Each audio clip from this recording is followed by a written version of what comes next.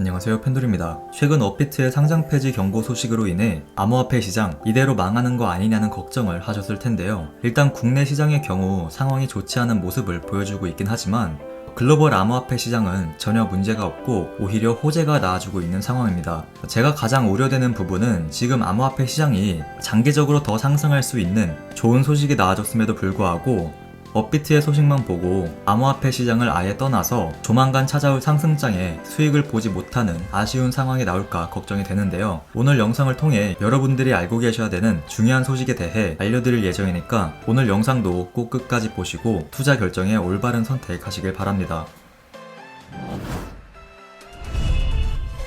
먼저 비트코인 일봉 차트부터 보도록 하겠습니다. 최근 비트코인 가격이 4만 달러를 돌파해주면서 다시 한번 활기를 찾는 모습을 보여주고 있습니다.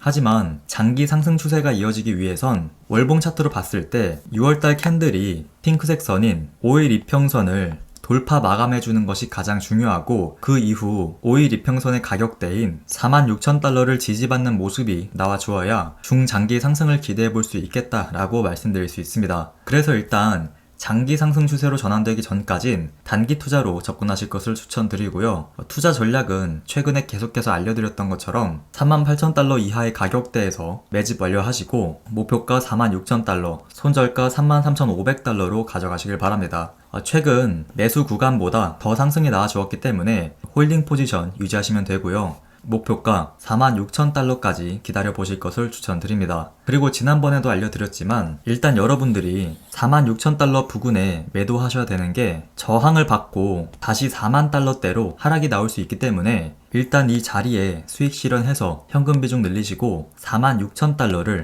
완벽하게 지지받을 경우에 제가 알려드리는 매수 매도 손절가 참고하셔서 다시 투자 진행하실 것을 추천드립니다. 그리고 가격 상승이 나오더라도 계속해서 알려드리는 것처럼 장기 고점 추세선인 96,000달러 부근에 저항을 받고 하락으로 전환될 수 있다는 점도 참고하셔서 해당 지표의 상단을 터치할 경우엔 매도해서 수익 실현하실 것도 기억하시길 바라고요.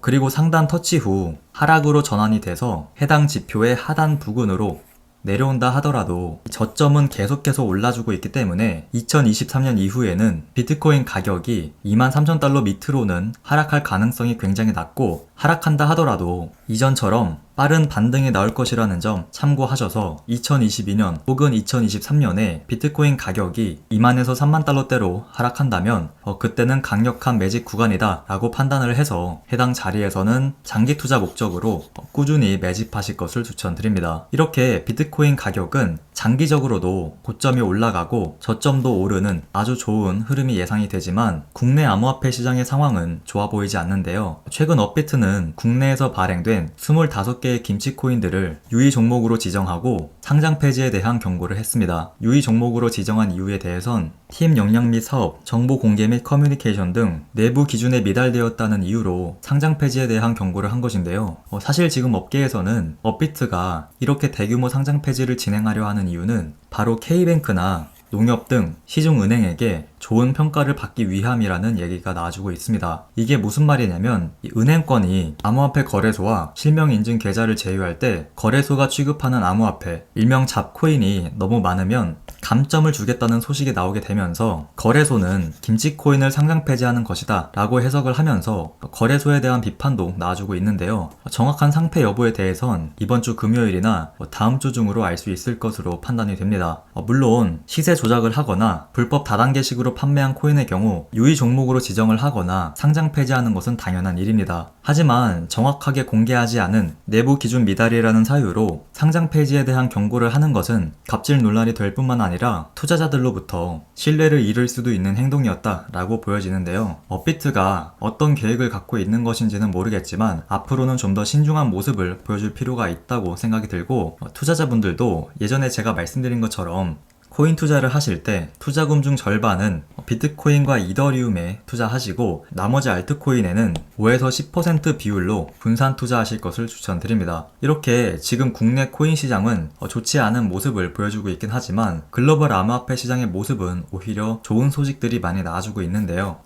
먼저 여러분들이 이미 알고 계시는 것처럼 테슬라의 CEO 일론 머스크가 다시 한번 비트코인 결제 지원 재개를 언급했습니다. 채굴자들이 클린 에너지를 사용하면 비트코인 결제를 받겠다는 것인데요. 최근 비트코인 등 암호화폐 채굴의 말들이 많죠. 비트코인 채굴에 들어가는 전기 때문에 화석 연료 사용이 급증하게 되면서 환경이 오염되고 있다는 말들이 많아지자 세계 각국 정부에서는 재생에너지를 사용해서 채굴하라는 법안을 만들고 있습니다.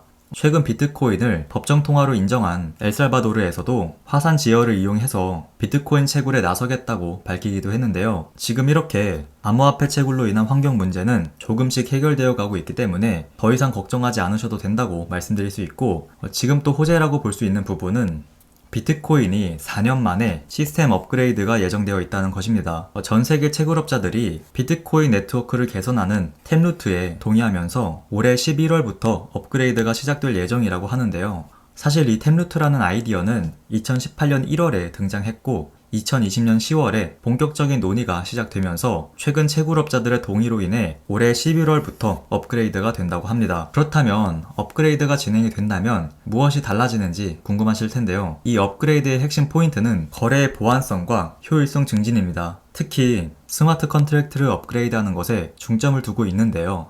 스마트 컨트랙트라는 기능은 비트코인과 이더리움의 가장 비교되는 특징이라고 볼 수 있죠. 비트코인은 가치 저장 및 전달 수단인 디지털 화폐로서의 기능만 갖고 있었다면 이더리움의 경우 결제뿐만 아니라 스마트 계약 등 다양한 종류의 서비스를 제작하는 것이 가능한 코인, 플랫폼이라는 점에서 비트코인보다 더 많은 기능을 갖고 있었습니다. 하지만 이번에 비트코인 업그레이드를 통해 비트코인에게 매우 특화된 스마트 컨트랙트가 가능할 것이라는 전망이 나오게 되면서 이더리움에게 뒤처지지 않는 기능을 갖게 될 것이라는 기대가 커지고 있습니다. 쉽게 말해 이번 업그레이드를 통해 비트코인의 한계점이었던 느린 거래 속도와 높은 수수료 문제가 해결될 뿐만 아니라 거래 보안성도 높아지고 다양한 기능을 처리할 수 있는 좀 더 효율성이 높아지는 비트코인이 될 것이다 라고 볼 수 있는 것이죠. 한마디로 비트코인은 쓸데가 없다고 하는 사람들의 입을 조용하게 만들 수 있게 되었다는 겁니다. 그래서 비트코인이 사라질 것이다 라는 걱정은 하지 마시고 단기 투자자분들은 투자 전략 잘 세워서 투자하시면 되고, 장기 투자자분들은 1억보다 높은 가격대에서 1차 매도할 목표로 꾸준히 매집하시면 된다고 말씀드릴 수 있습니다.